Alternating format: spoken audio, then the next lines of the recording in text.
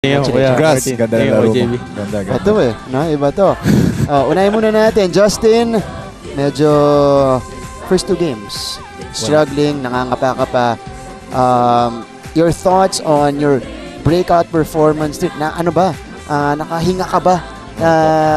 Nabunutan ka ba ng tinik? Opo. Dahil nawala ka na dun sa slump mo? Opo. Kasi sinabihan din ako ni Coach Manok kagabi tsaka kanina na sabi niya, paulit-ulit siya nagre-remind sa akin na wag akong manggigil sa game. So, yung first 2 games, wala nanggigil Nadali tayo. So, yun, sabi niya kanina, pagdating ko dyan, kalmado lang. Tapos, ganoon din yung mga coaches ko. Hindi sila tumigil na mag-remind sa akin na paulit-ulit, kalma lang. So, yun, ginawa ko lang yung best ko. Intrigahin ko lang ng konti Mas gigil Ano ka yan, ba nung partner? last game? Okay, sorry. Pinakagigil ka ba nung last game? Okay, Hindi, ano lang, safe lang. Hindi naman. Siyempre, Siyempre may ganun di ba? wala naman na tayong doon, siyempre. Compete lang. Gano'n naman talaga pag bidista ka, heart of a lion, winner ka talaga. So, siyempre kahit wala na ako doon, yung pagka-winning culture, nandun Pero pa rin naman. extra motivated ka, di ba? Extra Pero motivated. talaga yun. Okay. Justin, nakita natin, medyo dito sa season 100, nag-iba yung diskarte mo sa court. We're seeing you push the ball more. Tapos kapag half court, Posting up. na. Back to the basket. Justin, we're used to seeing you from the 3-point line, tapos the-dribble ka, the-drive ka, mag-create ka. Ito ba, ginawa mo tong tweak sa laro mo? Sinong nagbigay sa'yo ng advice para ganyan yung maging diskarte mo? Matagal kong Kuya Jay. Talagang pinagandaan yung season 100 kasi yung last year na residency namin. So lahat ng mga napulot ko from Asian Games to the International Games, MPBL, PSL, pinagsama-sama ko na. Ngayon, kung saan na makakapagpadali ng buhay, dito na lang tayo. Ano mo pa yung crossover, mas susunod ka rin naman. Doon ka na lang sa madali yung buhay. Kasi nung first 2 seasons mo, Kevin Durant ang ine-emulate mo. Ngayon, meron ka ng Ngayon, back to the Shaquille basket. O'Neal na daw So, 360 bigla. Trabaho na kung saan na mapapadali yung trabaho natin, doon na lang tayo. Sa akin naman, Justin, may specific ka ba na fino-focus during games? Rebounds, assists? Oo, kuya.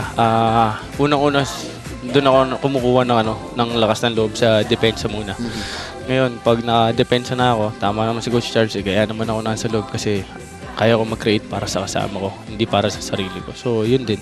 Yung mga binibigay lang na opportunity ni Coach Charles, ginagawa ko lang din. And yun, hindi naman nagkukulang si Coach Mano and Coach Charles ng paalala sa akin. Ito. Sino pinakamabait na coach dyan sa coaching staff? Lahat sila. Ayan. Walang hindi mabait sa amin. Sorry. Binubuko mo to si Justin. Kasi ito prank agad di ba? Diretso Baka madulas Hindi, ito, Justin, safe question lang ako. Yan. Tinanong ko kanina kay Coach Charles kasi kung paano niya hinahandle tong lineup na to. Daming malalakas na players. Karamihan dito mga alpha sa mga pinanggalingan nila.